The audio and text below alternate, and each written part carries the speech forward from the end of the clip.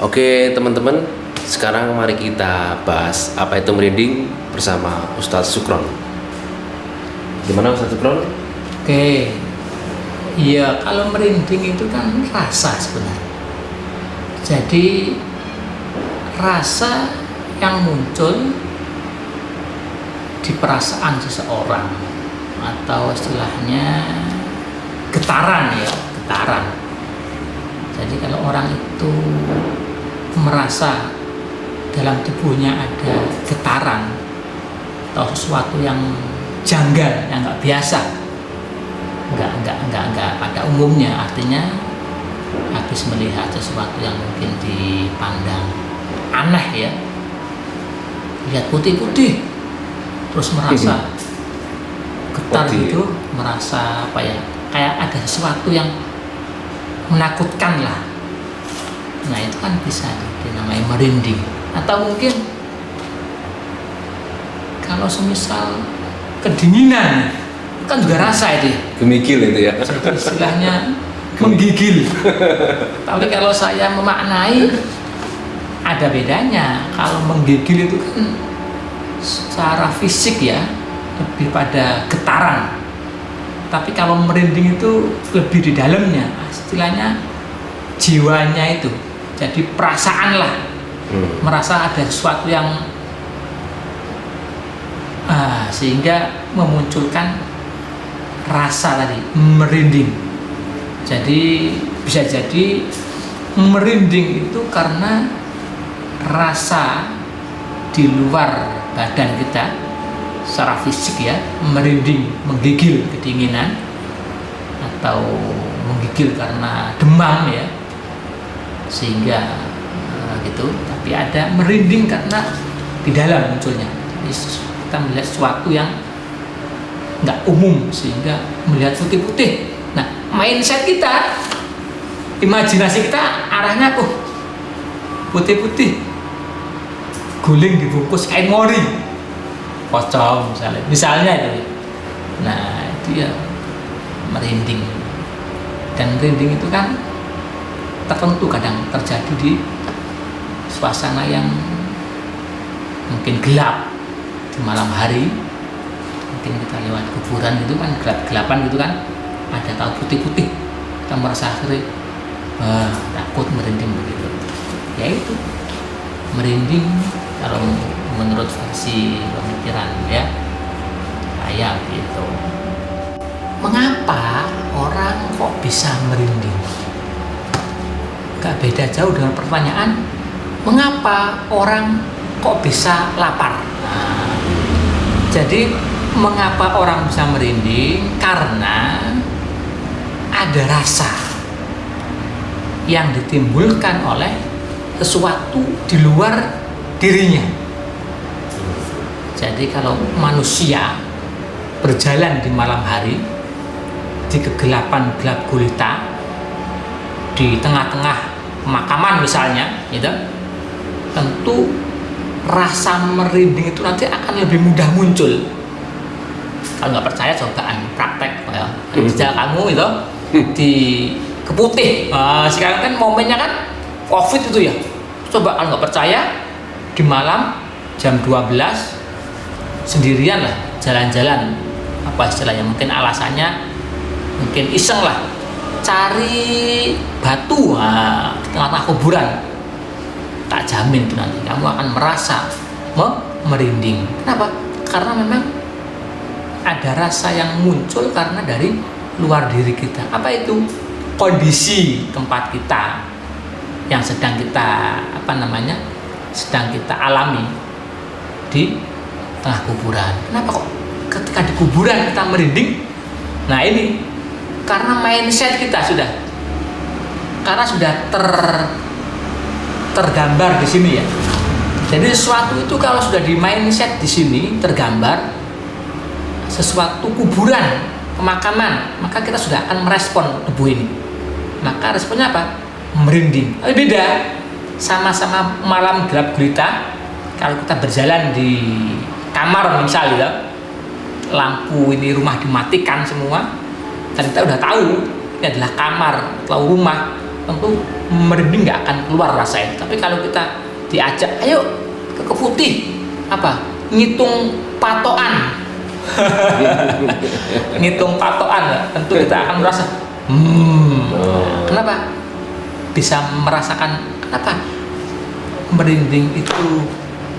Kenapa manusia bisa merasakan merinding? Karena ada sesuatu yang ditimbulkan dari luar diri manusia yang sebelumnya sudah di setting di mindset akal pikiran manusia, sehingga rasa merinding ini bisa dimunculkan.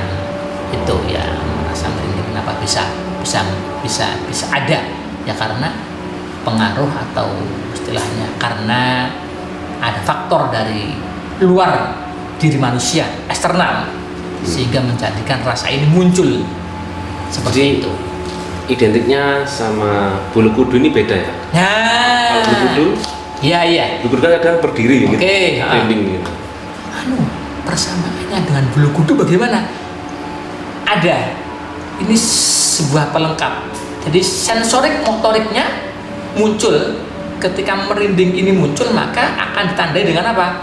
Bulu kudu, bulu di sini seakan-akan berdiri. Nah, itu bukti kalau merinding itu benar-benar bisa dimunculkan atau bisa dirasakan. Tidak hanya mungkin bulu kudu ya, mungkin kita merasa gugup untuk berjalan, seakan-akan melihat sesuatu loh, kita nggak bisa, seakan terpaku. Itu pun juga bisa menjadikan istilahnya tanda daripada merinding itu kok ada. Mengapa merinding itu ada? Karena faktor dari luar diri manusia yang sudah termindset atau tertanam di sini, gambaran-gambaran yang menakutkan sebelumnya. Itu bawaan dari lahir ya, mungkin bisa dikatakan gitu ya. Kalau bawaan dari lahir sebenarnya enggak juga. Kenapa? Karena orang kecil itu belum muncul begitu kuat merinding kalau tidak diberitahu. Misal contoh begini, anak-anak tuh nggak sebegitu takut loh ya dengan hal-hal yang mungkin dipandang orang dewasa menakutkan. Kenapa? Karena belum tahu. Tapi kalau semakin diberitahu tuh, pocongan awas lo ngedeni, nenek lampir lo nah itu kan akhirnya, di sini akhirnya. Tapi kalau sejak kecil nggak dikasih tahu, mungkin istilahnya film horor gitu, maka nggak sebegitu merinding muncul. Tapi kalau karena orang dewasa sudah banyak makan asam garam pengetahuan yang horor, yang yang parno istilahnya ya, sehingga kita ngerti putih-putih gitu aja sudah merasa merinding. Padahal belum tentu putih-putih itu pocong, atau kan bisa jadi tisu jatuh. Tisu yang kena angin, atau mungkin kertas, kan bisa jadi. Sehingga saya kira bukan dari bawaan sejak lahir ya. Justru kalau anak-anak mungkin belum punya itu rasa merinding, sehingga bermain dimanapun enjoy aja itu. Ada waktu saya kecil dulu jumpritan, delik-delikan kan, di tengah sawah, di tengah kuburan, itu kan hal yang biasa. Nah, kalau sekarang kita mungkin bermain seperti itu, mikir ya, petak umpet, delik-delikan yang ngesor patokan, begitu ya. Cokot dulu ya, Gitu. Oke. Oke, lanjut ke pertanyaan berikutnya ya. Oke, pertanyaan berikutnya, apakah memang manusia bisa merasakan kehadiran makhluk lain dengan simbol merinding? Monggo dijawab. Oke, pertanyaannya bagus ini ya. Apakah manusia itu bisa merasakan kehadiran makhluk lain selain kita yang nyata ini? Kalau istilahnya dalam ilmu spiritual itu adalah makhluk gaib. Jin ya? Ya mungkin nggak hanya jin ya. Ular. Mungkin ular gaib ya. Ular gaib. Istilahnya dengan simbol merinding. Tentu jawabannya bisa. Manusia sangat bisa merasakan kehadiran makhluk selain sejenis makhluk seperti kita. Artinya tidak hanya manusia atau nggak hanya sesuatu yang bisa dilihat oleh mata kepala. Jadi bisa merasakan. Memang benar tidak tidak melibatkan mata. Artinya apa? Lebih pada rasa. Seperti angin itu kan goib itu ya. Jadi ketika angin itu bersepoi-sepoi menghampiri kita, menghembus kita, menggoyangkan tubuh kita, itu kan sesuatu yang memang kita bisa merasakan. Nah, itu contoh kecil bahwa angin itu juga sebenarnya adalah sesuatu yang goib. Kok bisa? Bisa. Kita buktikan. Angin itu kita nggak bisa melihat, nggak bisa mengarani, nggak bisa menilai ini warnanya apa, nggak bisa kan? Ini wujudnya bagaimana, nggak bisa kan? Tapi bisa dirasa. Kehadirannya, betul, bisa dirasa.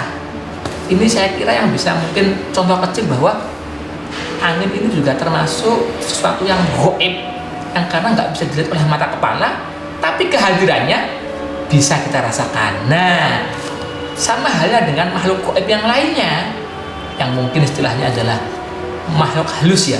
Angin itu halus juga ya. Jadi mungkin jin ya, jin itu juga bisa.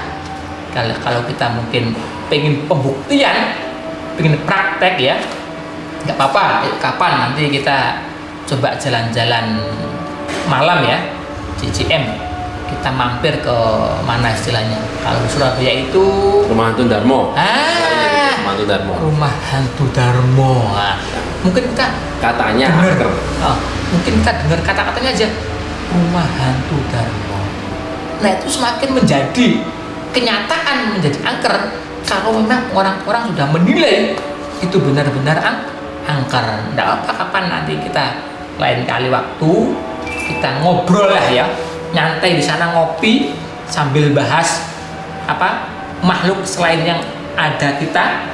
Barangkali nanti kita juga bisa menghadirkan. Nah ini ya, dijak ngopi bareng ya. Apa sih wujudnya? Bener apa ya nanti kalau semisal bener muncul ya, kira-kira cara disandingi kopi gitu, ya gelem ngombe kan gitu ya. Nah, enggak apa-apa, ini apa ya, untuk mungkin istilahnya pembuktian. Jadi yang jelas, apakah bisa kita merasakan kehadiran makhluk gaib terus memunculkan simbol-simbol merinding? Jawabannya adalah sangat-sangat bisa ya, sangat-sangat bisa. Tadi contohnya adalah angin gampangannya. Jadi seperti itu ya. Bisa. Kalau misalnya ada binatang buas merinding itu gimana? Oh gitu. Jadi ini komparasinya adalah dengan binatang ya. Nah, binatang itu kan bukan makhluk gaib ya. Artinya sesuatu hewan yang memang bisa kita lihat, bisa kita pegang, bisa kita raba, bisa kita pegang wujudnya. Hanya saja makhluk buas ini kan punya karakter apa? Punya ciri kebuasannya, sehingga kadang membuat orang itu juga merasa merinding ketika berpapasan, bertemu dengan hewan buas ini. Contoh, kalau kita di kebun binatang, di kebun safari ya, kalau kita keluar dari mobil ya, cobalah kita jalan, di sana ada kucing besar, Pak Harimau itu. Coba kita hampiri, kita elus kalau kita berani ya. Kan, kenapa kok bisa merinding kita? Karena mindset kita adalah sudah tertanam bahwa kucing besar harimau itu adalah hewan buas. Kalau kita nggak hati-hati, kita bisa diterkam. Tapi beda ceritanya ketika di safari ya, kita keluar dari mobil, ada kucing di situ. Nah, coba kita hampiri, anggora lah ya. Ini kan nggak buas ya, lucu atau mungkin menarik ya. Tentu kita mindset kita nggak akan takut, sehingga rasa merinding ini nggak muncul. Kenapa? Karena sudah tertanam mindset kita, pikiran kita, oh ini kucing, hewan yang lucu, kita hampiri, kita ambil, kita lus-lus. Nah itu. Kenapa kalau hewan buas juga bisa memunculkan? Karena tadi mindset kita sudah pada sesuatu yang menakutkan, sangar ya. Artinya apa? Kalau kita nggak hati-hati bisa diterkamnya. Oke, mungkin ada tambahannya. Kadang itu ada simbolik, ada hewan tertentu, misalnya cicak atau tokek, itu karena jin sedang menyamar. Itu menurut Ustadz gimana? Oh iya, oke. Jadi memang benar. Jadi kadang jin itu bisa menyerupai atau memboy istilah ya, atau menghinggap, menempel pada sesuatu yang disukai. Nah, jin itu memang suka dengan cicak itu, karena sesuatu yang disukai jin adalah cicak. Jadi hewan kalau di rumah, nah ini Ular. kalau di rumah antum, di rumah jenengan itu ada banyak cicak, maka indikasinya tidak menutup kemungkinan memang di rumah itu ada penghuni selain kita. Selain cicak juga ya, selain tadi Tokek. sesuatu yang gaib. Kalau tokek itu bisa jadi juga, tapi yang jelas kalau saya pernah membaca situasi kondisi itu bahwa cicak itu adalah hewan mainan, istilahnya sesuatu yang disukai oleh jin ya. Oleh jin, sehingga tidak ada salah ketika kita di rumah ada cicak, maka usir saja itu. Artinya apa? Jangan dibiarkan. Biar apa? Ya biar tidak berkembang. Semakin banyak rumah kita dihinggapi cicak, maka semakin banyak kemungkinan kita juga hidup berdampingan dengan meskipun tidak menutup kemungkinan kita nggak bisa tidak berdampingan, tapi setidaknya lah kita bisa meminimalisir, mengurangi sesuatu yang mungkin ada, atau istilahnya sesuatu yang mungkin disukai oleh jin seperti itu ya. Oke, lanjut ke pertanyaan berikutnya.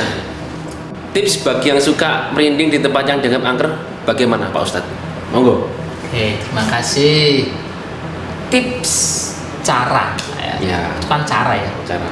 Jadi kadang ada sebagian teman itu, orang itu manusia yang gampang sekali memunculkan rasa merindingnya itu muncul secara tiba-tiba. Ada kucing lewat terus merinding. Ada katak mencolot menghampiri kita merinding menjauh. Itu kan wajar. Tapi kalau terlalu over kan ya nggak baik ya. Nah, ini ada tip ya. Tip cara biar kita bisa mengendalikan atau setidaknya meminimalisir rasa merinding itu untuk tidak terlalu merinding, terlalu gemetar lah ketika menemui hal-hal yang mungkin dipandang sesuatu yang menakutkan. Nah, tipnya ada 3. Apa itu? Yang pertama, kalau kita manusia, orang yang beragama Islam, maka ingat Tuhan, ya kan? Karena orang kan nggak semua Islam ya. Iya. Tidak ada yang mungkin Kristen ya. Saya juga punya teman ini Hindu, di sekolah Buddha. itu ya, beragama Kristen, ada yang Hindu, ada yang Buddha, dan masing-masing orang yang punya keyakinan, punya Tuhan kan tentu punya Tuhan istilahnya, punya pegangan dalam hidupnya lah. Kalau kita Islam kan punya Allah ya, maka ingat Allah. Tipnya adalah ingat Allah. Maka dengan mengingat Tuhanmu, dengan mengingat Allah, maka insya Allah rasa merinding ini akan sirna dengan sendirinya, akan hilang. Oh bisa. Kenapa? Begini logikanya. Kalau kita merasa merinding dengan sesuatu yang notabene kita pandang itu sesuatu yang menakutkan, kita harus kembalikan kepada Allah. Artinya apa? Oh, itu juga Allah yang menciptakan, sehingga bagaimanapun ketika kita takut, maka ingat Allah. Caranya bagaimana? Ingat bahwa sesuatu yang menakutkan itu juga adalah makhluk atau ciptaan Allah. Maka kita akan mulai terkondisikan kalau sudah seperti itu. Yang kedua, tip cara untuk biar kita tidak terlalu merinding atau ketakutan ketika melihat sesuatu, maka baca. Nah, lagi-lagi Doa. kalau kita orang Islam, maka tentu baca doa. Yang familiar yang saya tahu adalah gampang ini, bisa ayat kursi, tapi itu kepanjangan. Yang lebih pendek apa? Ustaz, ada ini. Baca surat Al-Falaq. Jadi Qul a'udzu birabbil falaq min syarri ma khalaq wa min syarri ghasiqin idza waqab wa min syarri naffatsati fil 'uqad wa min syarri hasidin idza hasad. Kenapa? Karena di dalam kandungan surat Al-Falaq memang diantaranya adalah untuk menghalau, untuk mengkondisikan, untuk menenteramkan untuk menjaga diri kita dari sesuatu yang mungkin kita anggap takut, istilahnya mungkin dari sesuatu yang jahat lah. Makanya anjurannya adalah ketika surat ini dianjurkan dibaca di malam hari, di waktu subuh, di waktu gelap gulita, kita memperbanyak baca ini. Nah komplitnya ya Al-Falaq, An-Nas, Qul itu komplit. Tapi kalau contoh hanya Al-Falaq sudah lebih dari cukup. Kalau kita baca Quraisy kepanjangan, kadang tidak familiar ya. Allahu la ilaha illa huwal hayyul qayyum la ta'khudhuhu. Bagi yang biasa itu hal yang mudah. Tapi bagi orang yang nggak biasa, kadang harus mikir, takut mikir malah nggak kebaca. Tapi kalau Al-Falaq insya Allah semua bisa lah. Artinya yang mungkin pernah ngaji TPQ ya, pernah ngaji dasaran insya Allah bisa. Yang kedua, yang adalah membaca surat Al-Falaq atau yang lainnya. Yang ketiga, yang terakhir adalah mengkondisikan mindset kita, pikiran kita, atau namanya ketenangan jiwa kita. Karena ini penting. Di samping kita ingat Allah, membaca doa, kita harus mengkondisikan pikiran kita tetap tenang.